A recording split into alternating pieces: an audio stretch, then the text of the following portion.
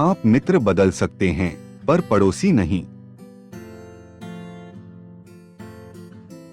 निरक्षरता और निर्धनता का बड़ा गहरा संबंध है। मैं मरने से नहीं डरता हूं, बल्कि बदनामी होने से डरता हूं। कोई हथियार नहीं, बल्कि आपसी भाईचारा ही सभी समस्याओं का समाधान कर सकता है। मेरे पास ना परदादा की दौलत है और ना बाप की। मेरे पास सिर्फ मेरी मां का आशीर्वाद है। भुखमरी ईश्वर का कोई विधान नहीं है, बल्कि यह तो मानवीय व्यवस्थाओं की विफलता का परिणाम है। जब तक सामाजिक न्याय नहीं है, तब तक स्वतंत्रता अपूर्ण है।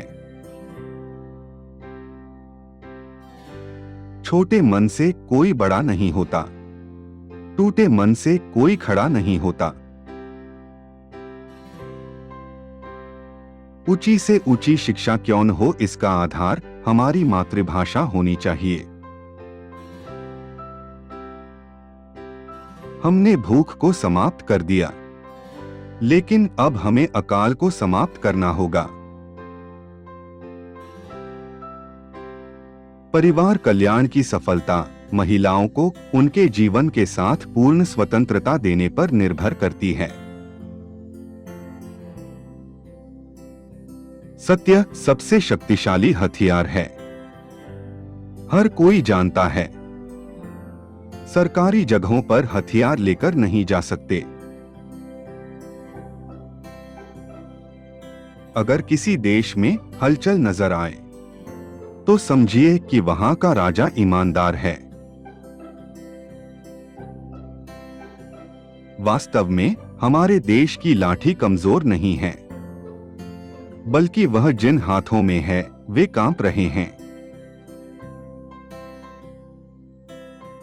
मुझे अपने हिंदुत्व पर अभिमान है, किंतु इसका अर्थ यह नहीं है कि मैं मुस्लिम विरोधी हूं।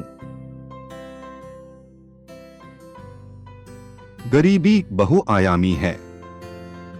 यह हमारी कमाई के अलावा स्वास्थ्य, राजनीतिक भागीदारी, हमारी संस्कृति और सामाजिक संगठन की उन्नति पर भी असर डालती है। मेरा कहना है कि सबके साथ दोस्ती करें, लेकिन राष्ट्र की शक्ति पर विश्वास रखें।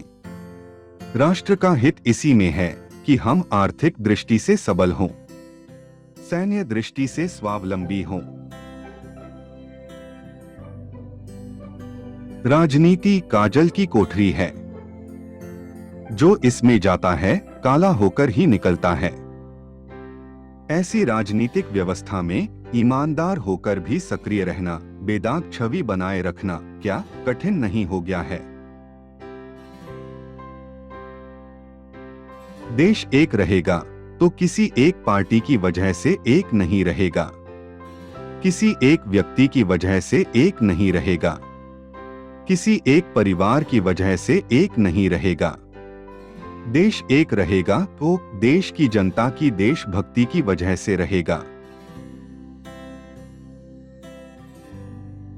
लक्ष्य के लिए की गई कड़ी मेहनत कभी भी आप पर थकान नहीं लाती, वो आपके लिए संतोष ही लाती है। पृथ्वी पर मनुष्य ही एक ऐसा प्राणी है जो भीड़ में अकेला और अकेले में भीड़ के होने का अनुभव करता है। मैं हिंदू परंपरा में गर्व महसूस करता हूं, लेकिन मुझे हमारी भारतीय परंपरा में और ज्यादा गर्व महसूस होता है। जब मैं बोलना चाहता हूं तो लोग सुनते नहीं। जब लोग चाहते हैं कि मैं बोलूं तो मेरे पास बोलने को कुछ नहीं होता।